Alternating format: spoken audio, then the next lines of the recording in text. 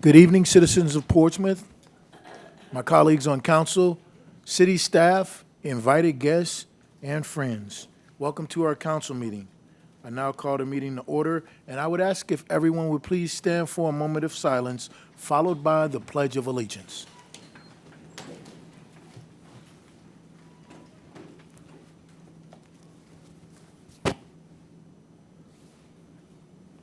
Thank you. I pledge allegiance to the flag of the United States of America and to the republic for which it stands, one nation, under God, indivisible, with liberty and justice for all. To my colleagues, would you please note your presence electronically? 5 members of the City Council are present. Thank you, Madam Clerk. We now move to our minutes, and we have the minutes of a called meeting on June 10th, 2024, and a called meeting on June 11th, 2024, and a regular meeting on June 11th, 2024. Do I have a motion and a second to approve the minutes? Move for adoption. Second. Thank you. Would you please vote electronically?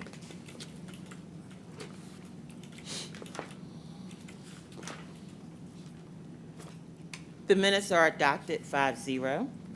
Thank you, Madam Clerk. We've now come to the item City Council rules. And Madam Clerk, would you please read the speaker rules at this time? Yes, sir. Ladies and gentlemen, City Council rules require a limit of up to 5 minutes to speak. As you approach the speaker's podium, you will notice a timer. At the beginning of your 5 minutes, you will see a green light. 4 minutes into your remarks, you will notice a yellow light. At the end of 5 minutes, you will see a red light, hear a beep, and we ask that you conclude your comments at that time.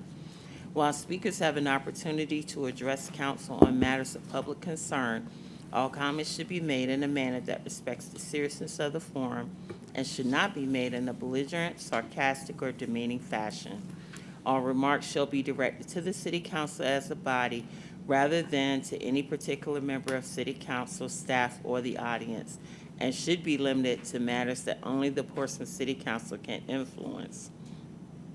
A speaker who fails to observe this basic rule of decorum will be deemed out of order and not allowed to conclude his or her comments.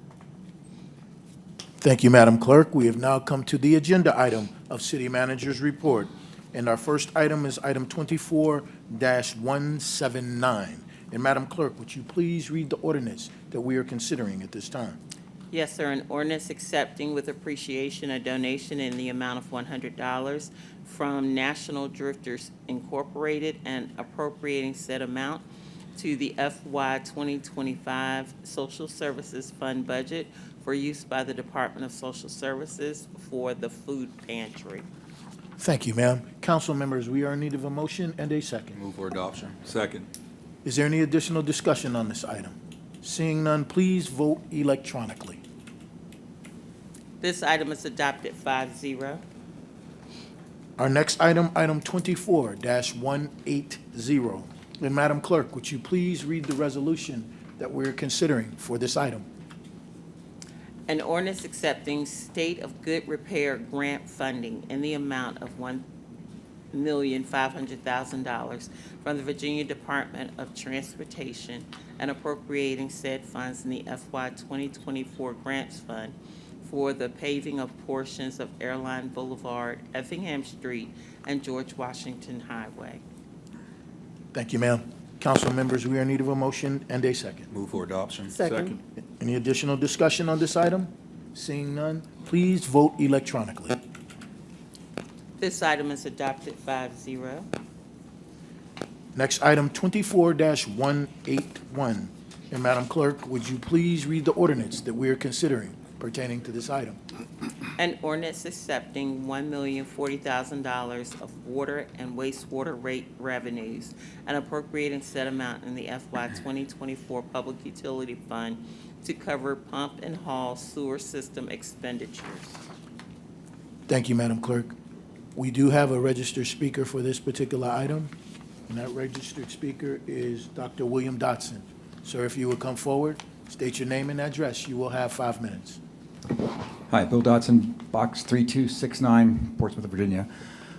The only objective I've had to, when we allocate funds from the water and other utilities, is the transparency of how those funds are reallocated. And I just wanted to ask the council to please make these transfers. When we go to city council meetings, you notice we get questions, not city council meetings, civic league meetings, you'll notice we get questions a lot of times that say, why are they stealing from one fund to put it back in the general fund? And I think we just, as a council, need to represent this information so that we can stop getting those questions and get people onto the right information that they need to be focused on.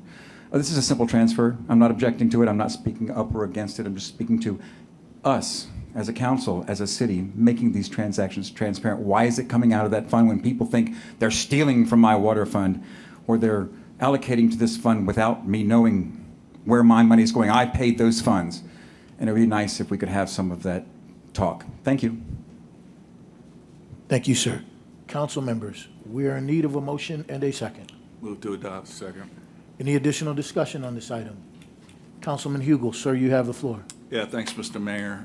So, Mr. City Manager, during the final budget brief, I mentioned during the capital improvement program discussion that there were many capital improvement program projects that had very little definition in the budget book. One of those projects was the water and sewer capital improvement, basically the maintenance fund to do work on the water and sewer.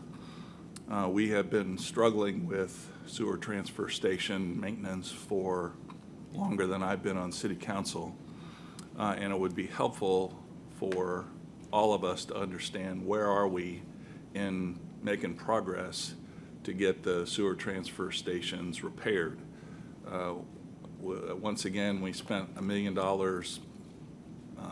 pumping sewage from one manhole to another manhole in the city. I'd rather see that $1 million going to fix sewer transfer stations so we don't have to pump.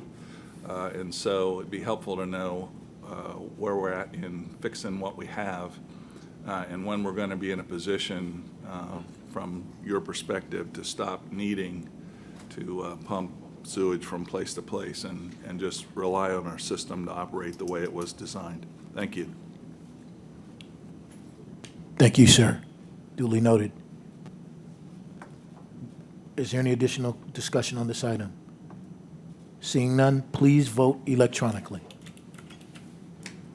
This item is adopted 5-0. Thank you, ma'am. Our next item, item 24-182. And Madam Clerk, would you please read the resolution that we are considering for this item? A resolution of the Portsmouth City Council approving the city's participation in the proposed settlement of opioid-related claims against Kroger and its related corporate entities, and directing the city manager, city attorney, and/or the city's outside counsel to execute the documents necessary to effectuate the city's participation in the settlement. Thank you, ma'am. Council members, we are in need of a motion and a second. Move to adopt. Second. Any additional discussion on this item? Seeing none, please vote electronically. This item is adopted 5-0. The next item, 24-183. And Madam Clerk, would you please read the item? Adoption of a motion to retire and permit Kelly Funkhauser to adopt a Portsmouth Police Department horse, Warrior. Council members, we are in need of a motion and a second. Move to adopt. Second. Is there any additional discussion on this item? Seeing none, would you please vote electronically? This item is adopted 5-0. Excuse me, ma'am, on behalf of council, I would like to congratulate Warrior on his service to our city. Our next item, new business. Item 24-184, boards and commissions. And Madam Vice Mayor, do you have boards and commissions? Yes, I do, Mayor. Okay. Hear me? All right. For our reappointments to the Behavioral Healthcare Services Advisory Board, we have Dakota Anderson, Linda Cheek, Jacqueline Elliott, Angela Hollingsworth, and Eric Perryman. To our Clean Community Commission, Valerie Parker. Our Community Criminal Justice Board is by appointment by virtue of their position. We have Stephen Jenkins, Police Chief, Althea Meese, our Public Defender, Mandy Owens, Magistrate, and Brenda Spry, Judge. Our History Commission we're holding at this time. Our Southampton Roads Disability Services Board, Dr. Lydia Simmons. Parks and Recreation Commission, Giovanna Jurgens, and Roger Smith. Portsmouth Parking Authority, James Cullen. Social Services Advisory Board, Gracie Bowers and Marilyn Hill. Our Tidewater Community College, Ron Green. Our Wetlands Board, Jennifer Monument. Our appointments to boards and commissions tonight will be to the Behavioral Healthcare Services Advisory Board, Lorraine Skillett. To our Clean Community Commission, Audrey Lassiter. To our Community Criminal Justice Board, Mr. James Edwards, representing the Sheriff Department, Bryce Schuman, representing the Commonwealth Attorney's representative, Shirley Edwards, and Amanda Wimberly. Our Community Policy and Management Team, Shirley Edwards, and Jalen Drury, to recommend it by the commission. Our Downtown Design Committee, Mr. Leon Gregg. Our Library Board, Kenyad Gorley. The Planning Commission, Roy Melvin.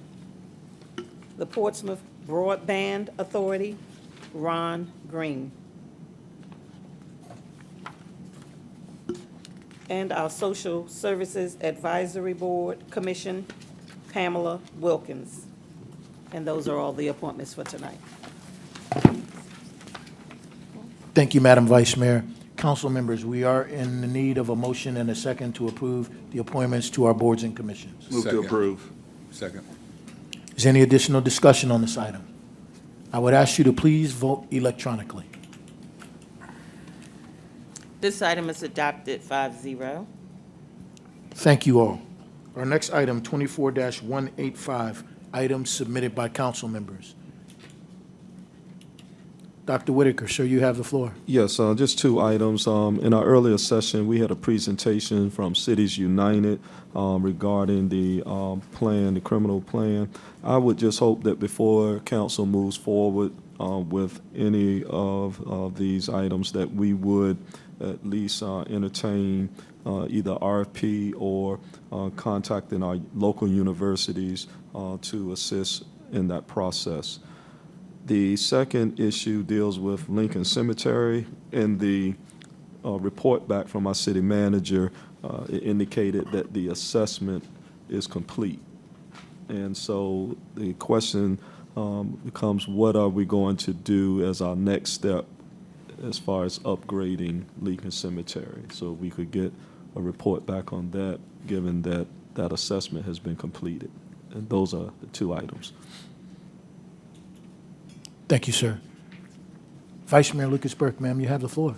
Yes, I have just a question that our city manager may be able to answer for some citizens who have concerns about the traffic, the ticketing on London Boulevard at night. So I'm getting a lot of calls about the 11 o'clock hour where there's no flashing lights. Do they follow the 25-hour mile per hour when school is in, or are they charged for the 30 or the 40 miles that is on that block at that time?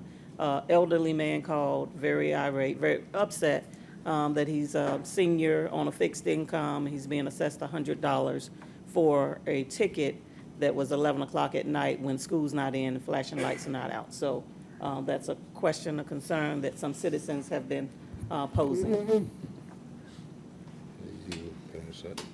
Mr. Carter, sir, you have the floor. Yes, sir.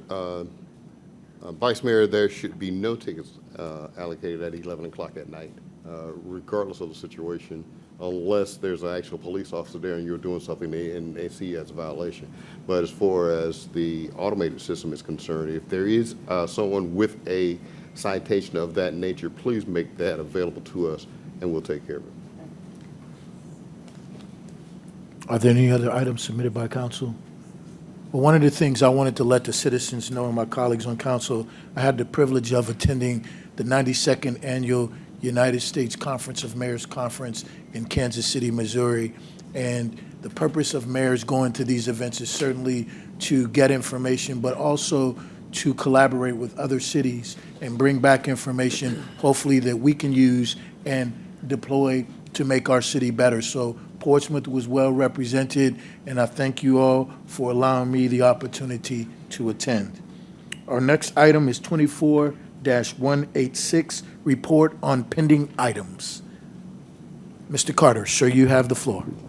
Yes, sir. Thank you, Mayor. In your binders today, there is already information about those report backs that you've been asking for. Hopefully, you had an opportunity to peruse that. If you have any questions, please let us know. But otherwise, I think the information that you've requested are in your binders already. Thank you. Thank you, Mr. Carter. Our next item on the agenda, item 24-187, non-agenda speakers. And Madam Clerk, would you please read the speaker statement? Ladies and gentlemen, City Council rules require a limit of up to 5 minutes to speak. As you approach the speaker's podium, you will notice the timer. At the beginning of your 5 minutes, you will see a green light. 4 minutes into your remarks, you will notice a yellow light. At the end of 5 minutes, you will see a red light, hear a beep, and we ask that you conclude your comments at that time. While speakers have an opportunity to address council on public concern, all comments should be made in a manner that respects the seriousness of the forum and should not be made in a belligerent, sarcastic, or demeaning fashion. All remarks shall be directed to the City Council as a body rather than to any particular member of City Council, staff, or the audience, and should be limited to only matters that the Portsmouth City Council can influence. A speaker who fails to observe this basic rule of decorum will be deemed out of order and not allowed to conclude his or her comments. Thank you, Madam Clerk. Our first speaker for the evening is Mr. William Harrell. Mr. Harrell, are you in here? Present? Okay, then we will move on to the next speaker. Our next speaker is Valerie Godwin. Did I pronounce that right this time, ma'am? Yes, you did. Okay. Good evening, Mayor, Vice Mayor, and City Council. Once again, I've come before you in reference to the violence in the city of Portsmouth. I have been talking to quite a few citizens in the Portsmouth area, and they are still concerned with the amount of violence and what we as a city are going to do to address this violence. I had suggested the last time that maybe we would have an ad hoc committee, or maybe we could have a sit-down with some of the youth in our city so that we can address the issues that's going on. Because what I do know, that if we don't talk among each other, we're never going to be able to get into the solution. And to have the citizens to still be concerned about this matter is a concern to me. I've been in the city of Portsmouth my whole life. I'm 62 years old, and I've never seen the amount of violence that we have encountered now. What I would like to know is the City Council going to do anything pertaining to these issues, and if there's possible that if we do decide to form an ad hoc committee or another type of forum where we can address this, that I might be a participant in that. That's all I have. Thank you. Yes, ma'am. And there, if I could just take a moment to address what your question was. Today at our work session, we did have a grouping called Cities United who provided information on how they have worked in communities to help localities to reduce crime and violence, number one. And number two, we have created a group within the city where we have set aside to be on our commission, and that'll be on our Violence Reduction Commission. And those individuals have already been selected. So we're in the phases of putting that all together. But in summary, to answer your question, you can become a part of the effort, because as a part of the effort, it's going to require all of us at some level of participation. Stay tuned for updates as we move forward, and we appreciate your comments. Dr. Whitaker, sir, you have the floor. Yes, and Ms. Godwin, I'm quite sure you're aware, too, that much of the violence that we see nationwide is because of the type of weapons, too, that are readily available. How do you operate in an environment where you have an administrative agency that tries to take dangerous weapons off of the street, and then a Supreme Court turns around and puts them back on the street? And so, you know, we're dealing with federal issues as well as just local issues. So it's not a ready answer, I don't think. We're in some interesting times. Thank you, sir. Our next speaker is Ms. Donna Biggs. Ms. Biggs, ma'am, if you would come forward, state your name and address. You will have 5 minutes.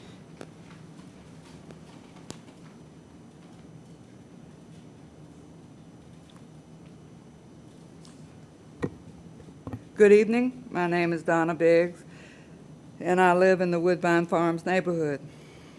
Tonight, my topic will be about organization and structure of the city, which will be applying the Bill of Rights of our Virginia Constitution.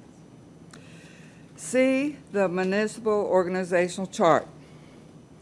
The municipal organizational is the structure that is the map for communication of the people, by the people, and for the people, which allow the people to self-govern through their representative in his or her police service areas. Question: how is the municipal organization of the city of Portsmouth, Virginia, updated with the correct leadership positions filled? See the red dots? They're not filled.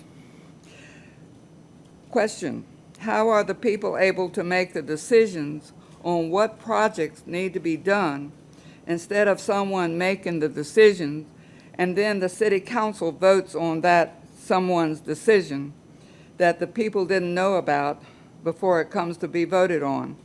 For example, what occurred tonight with the votes? All right. Now, see all the 9 annexes right here? How were the annexes integrated into the city as a whole? One annex is favored over all the other 8 annexes, and why? How do these annexes honor their history publicly in the city? And what qualities do these annexes have? The third one is, see all these voting precincts?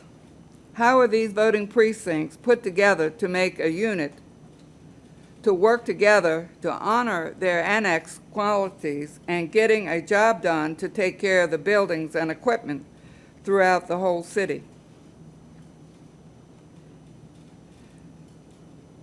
The solution is this.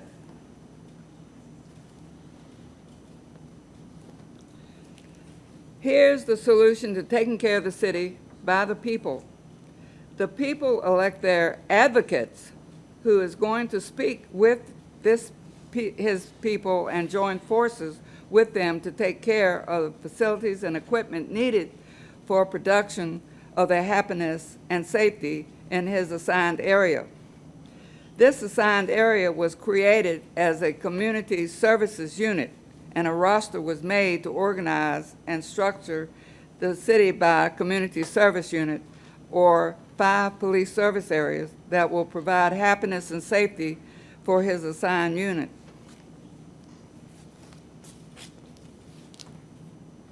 Y'all do anything to represent your voting precinct? Uh-uh.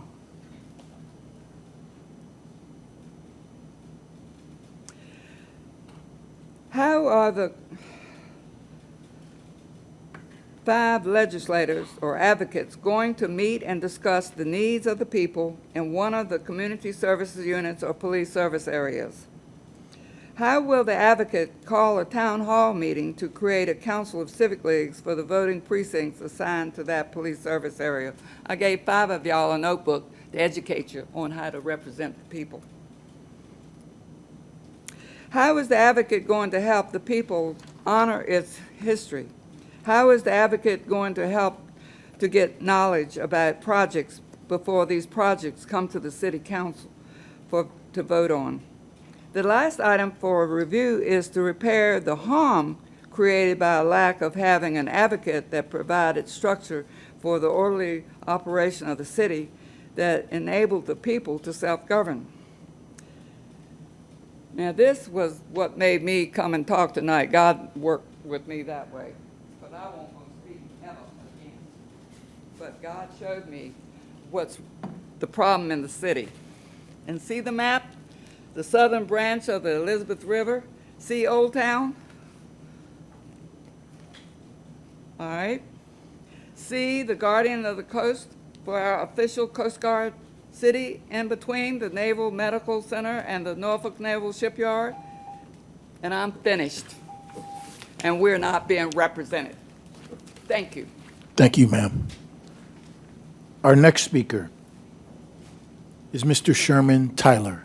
Mr. Tyler, if you're present, please come forward. Our next speaker is Mr. Cedric Cradle. Mr. Cradle? Our next speaker is Pamela Anstead. Ms. Anstead, please state your name and address, and ma'am, you have 5 minutes. Pamela Anstead, 1919 Atlanta Avenue. I just want to speak on the election that's coming up in November. It's 11 candidates from what I understand that's up there. I'm not sure how many of them will have a chance with the city council that we already have here. We have a lot of young ones that are running. And I heard out on the streets that they're going to be bringing people in from the nursing homes and in vans and bringing them to vote. And I think about it, bringing people in from the nursing homes and the old senior citizens, they'll be bringing them in wheelchairs, walkers. They'll need assistance going into the polls. People will be helping them to show them the vote.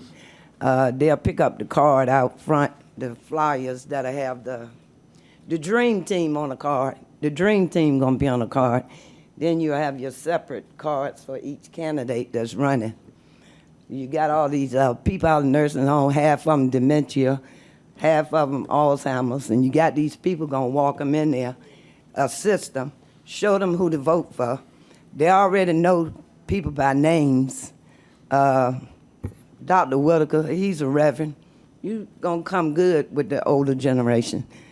Ms. Burke, you gonna come good with the older generation, thanks to Ms. Lucas.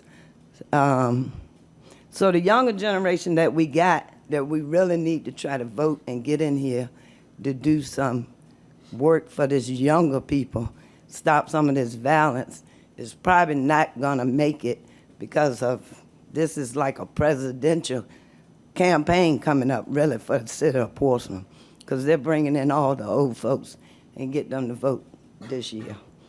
That's all I got to say. Thank you, ma'am. Our next speaker is Mia Phillips. Mia Phillips. Moving right along, our next speaker is Mark Godalda Yatrovsky. Mr. Yatrovsky, please state your name and address, and sir, you will have 5 minutes.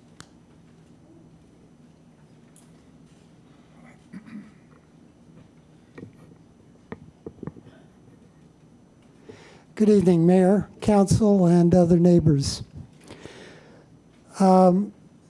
There was some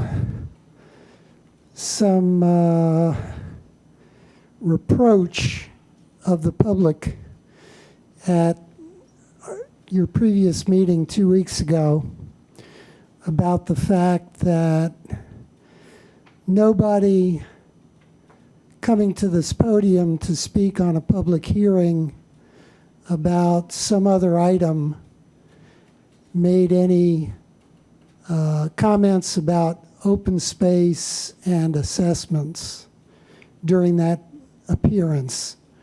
Now, my understanding of council rules is that except for the non-agenda portion of the meeting,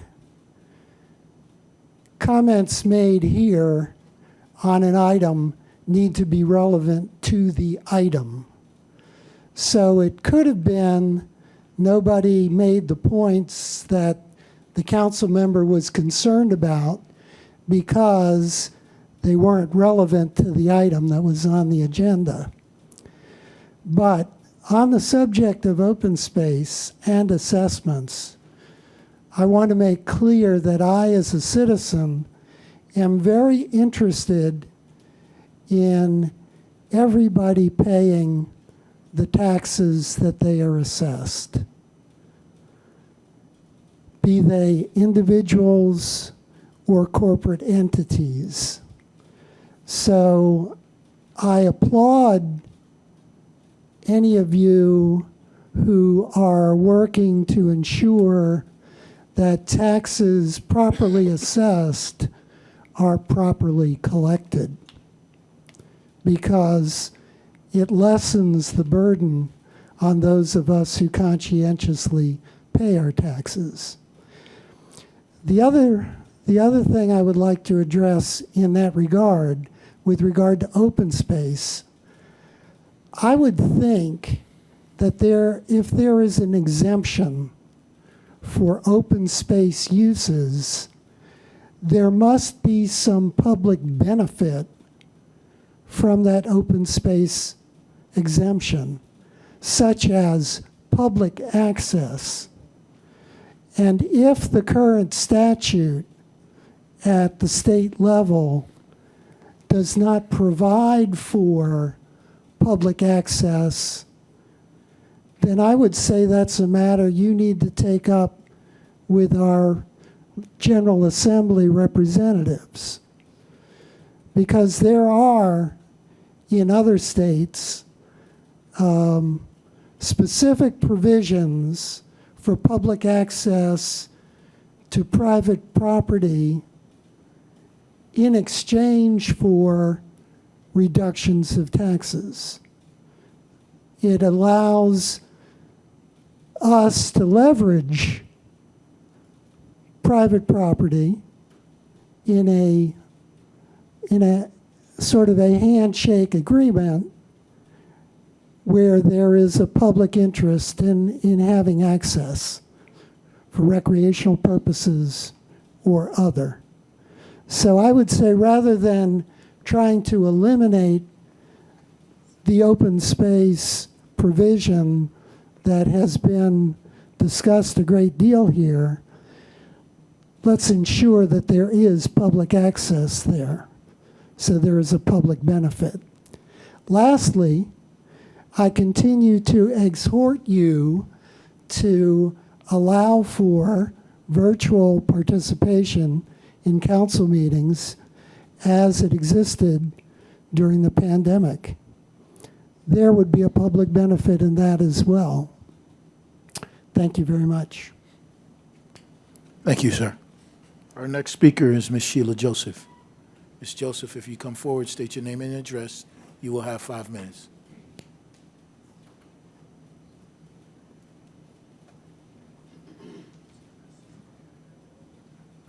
Sheila Joseph, 139 Grand Street, Portsmouth, Virginia, 23702. I'm discussing again the water bill. You thought you had it correct, but it was worked on, I was told today, with you, city manager, and Ms. Stokes. And when I came with a bill with $211.93 due the 10th of next month, which is incorrect. I have all my bills. I'm a person that is a bill fanatic for us paying my bills that I owe, but not what I don't owe. Then, by the time I got in the office on the second floor, I asked for a printout to see what I was going to see. And it says the same billing cycle for next month from 5/1/24 to 6/24, $90.94. That's what my normally bill be when they get it right, and sometimes $83.99. Somewhere from December, and really go back to June last year before you got here, when they started month to month, I always pay my bills on time or before time. And somehow, December, $335 were put on my account towards taking it when it's due. I have all the records to show, and I always ask for billing history. This billing history can't show you nothing correct. I wanted to say the billing cycle, when you look at it, it'll show 2038. Anybody do the math? 8/16, 4/08, 58, which I'm charged for a double trash can. Nobody never stopped that yet from the time they started those trash cans. I'm charged for 2 trash cans and can't fill up 1. And that is 5832.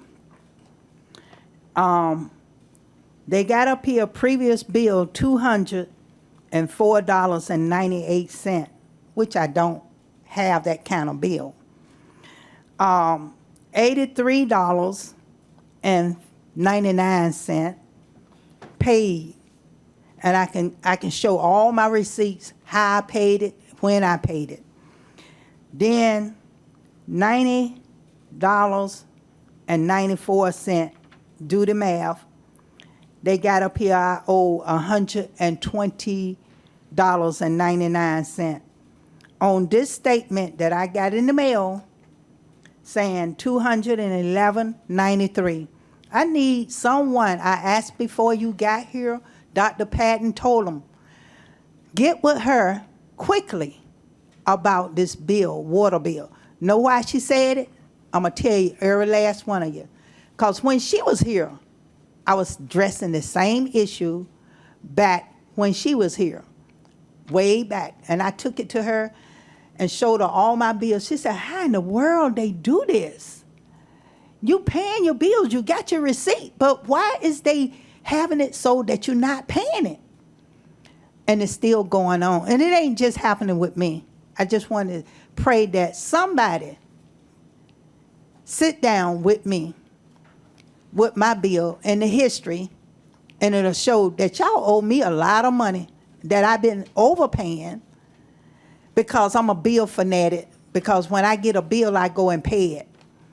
And I don't want my water turned off because people don't know the rules. When you turn off your water and you don't get your bill taken care of because I'm trying to wait on somebody to get it straight, they can put a orange tag up there and say I can't go back in my house. I know people, they did that too.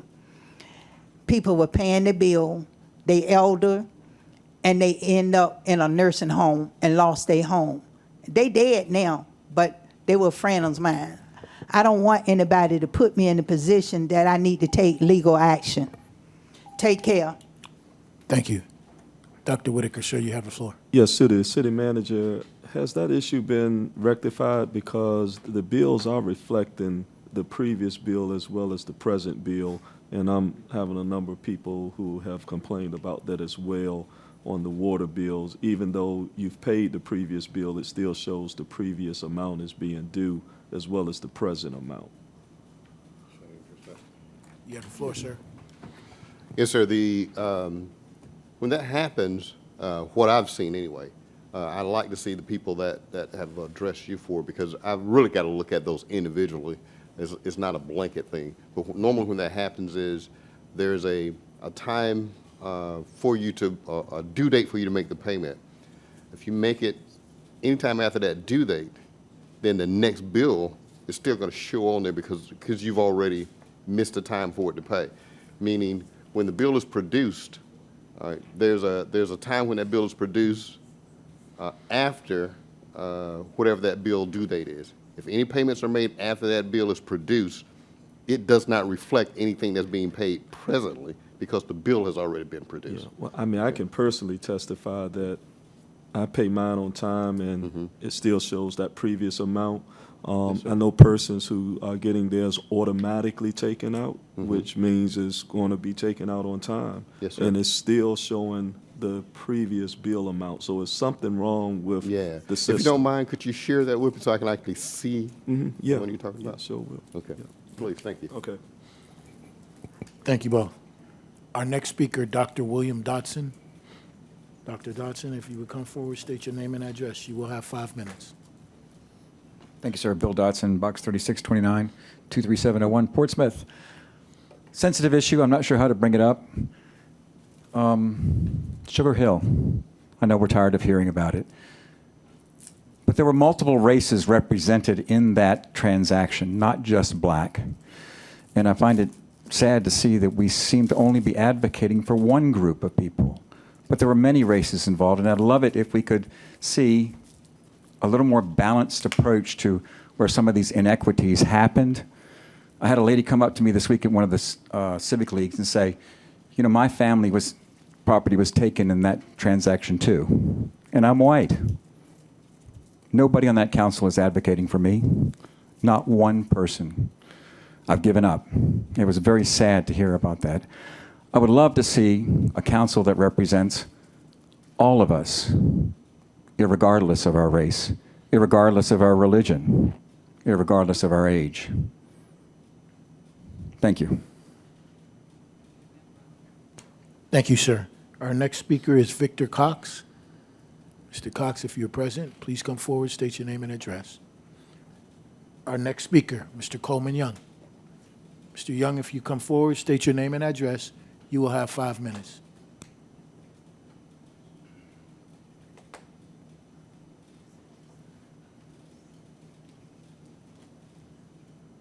Yes, Coleman Young, live on Dinwiddie Street.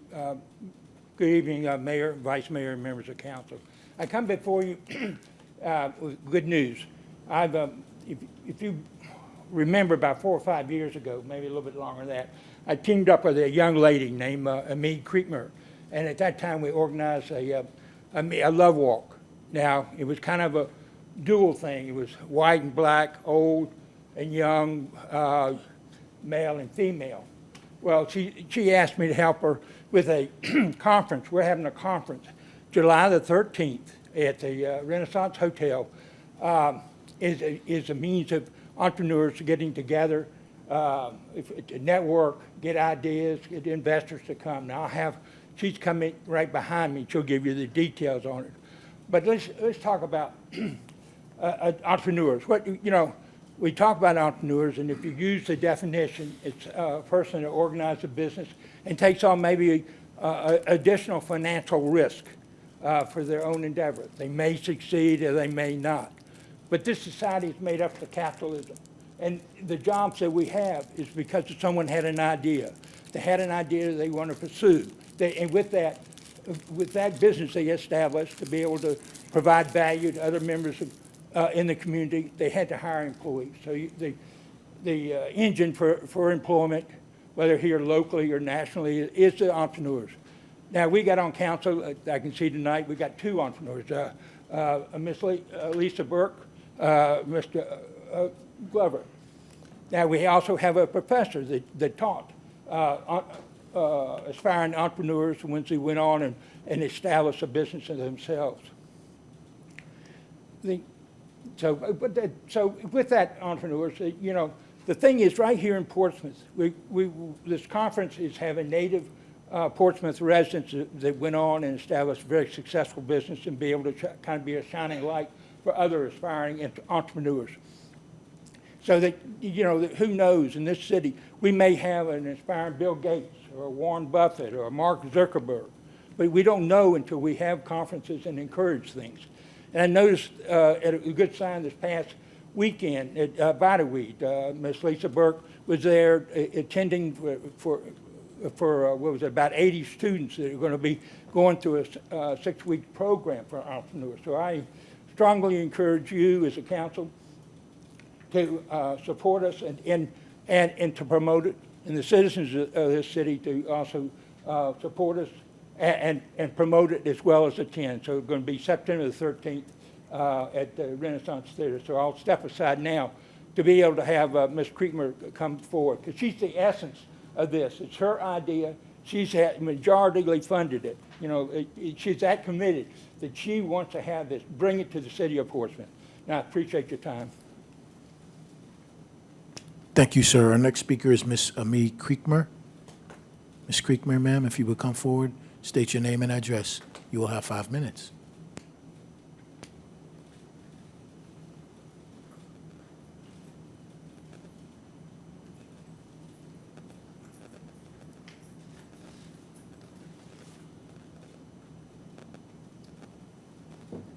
Golden evening, council members. Good evening, ma'am. I am Ami Creekmer, 3288 Page Avenue. I am here today on behalf of Portsmouth citizens with emphasis on the youth.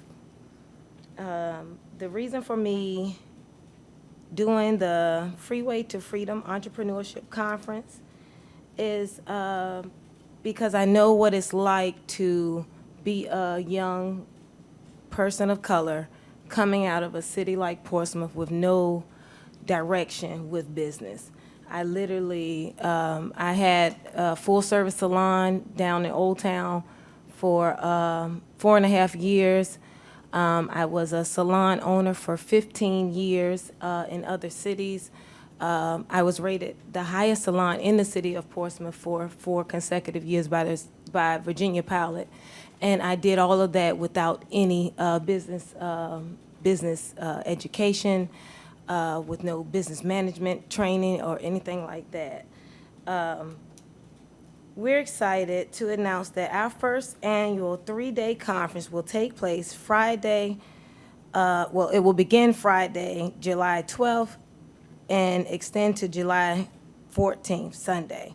Our main event will take place on Saturday, July 13th at the Renaissance Hotel, located at 425 Water Street in Old Town, Portsmouth. We are anticipating 300 to 400 attendees, including entrepreneurs, investors, decision makers, and business leaders from all over the world. The organizers of the conference are all Portsmouth natives who feel this conference is needed to not only guide the current and/or aspiring entrepreneurs, but to also propel the next generation of entrepreneurs. The children are our future. We are aware of the importance of aligning the mind, body, and overall well-being of the individual in order to have a successful business. Due to the heightened violence in Portsmouth, we feel it is imperative to offer free grief, trauma, and mental health counseling to all youth of Portsmouth. A portion of our proceeds for this event will be donated for that purpose. The organizers, as I said, are born and raised Portsmouth natives. We understand that the trials faced by the masses are not, we understand trials faced by the masses who are not allotted the same opportunities as others when trying to follow their dreams of entrepreneurship. What to expect from our conference. Keynote speaker who will be well-versed on perseverance through adversity, who will reflect and resemble some of the disenfranchised youth in Portsmouth. Another one of our panelists, a young lady, Kiki Swenson, who's an author, a best-selling Essence author. She's on the panel as well. Another young man, Miguel Martinez. He is a mega entrepreneur. He reigns out of Miami now. He flies all over the world, leading businesses and directing businesses on entrepreneurship. He's also on the panel. Our keynote speaker, Freeway Rick Ross. He is a gentleman who has turned his life around and is now currently running his own business in California, and he will be here speaking. He goes around the world, around the country, speaking to disenfranchised youth and letting them know that there's hope. You can change. You can change. You don't have to. You're not where you come from. It's about where you're going. What to expect. Friday, meet and greet at Roger Brown. Saturday, entrepreneur conference for the adults at Renaissance Hotel for the youth at the Cambridge Hall from 3 to 6 p.m. The Cambridge Hall, one of our great, gracious sponsors. And then Sunday, the Boss's Brunch will also be at the Cambridge Hall. What to expect for the youth. We have etiquette classes, life skills. Also, the youth conference is a free event for the youth from 10 to 17 years old. And anyone who has a ticket for the main event of the entrepreneurship conference can enter the youth conference as well. We would like your participation. I would ask the Chamber of Arms if I could leave this. This is a scannable flyer with the website and the Eventbrite on it. Yes, ma'am, that will be fine. I'll leave it with the Sergeant of Arms. Thank you so much. I'm sorry, I said Sergeant of Arms. No, that's fine. That's fine. Thank you, Ms. Creekmore. And before we conclude our meeting, I would like to make one other announcement. Dr. Melvin O'Mariner, Senior Pastor of Grove Baptist Church in the city of Portsmouth, is sponsoring and organized a Better Is Now March on Saturday, the 29th of June. And it is really to bring our community together and members of the Portsmouth family to deal with the violence that is happening in our community. The gathering begins at 8 a.m. at the courthouse on Court Street. And the purpose of this event is it's going to be a 1-mile march from the Portsmouth Courthouse steps to the Atlantic Bank Union Bank Pavilion. It aims to raise awareness and seek direction, accountability, and consciousness for our community and each other. Everyone in the city is invited to attend, and you are encouraged to participate if you can. If you are so inclined, you can go on to Eventbrite and sign up if you're technology savvy. If not, you are not required to have registered to participate in this worthwhile event. So hopefully we'll get to see everybody there participating in a worthwhile event to bring awareness to violence in the city of Portsmouth.